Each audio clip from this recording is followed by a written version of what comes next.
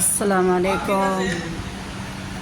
नांगे इनकी गुजराती होटल वंदिरुक्कोम। हम भोपाल के हैं। गुजराती होटल आलू परोठा அப்புறம் பேடா இருக்குது, இது இருக்குது, சட்னி இருக்குது, ஸ்வீட் சட்னியும் வச்சுருக்காங்க. இப்போ தயிக்கு சொல்லியிருக்கிறோம்.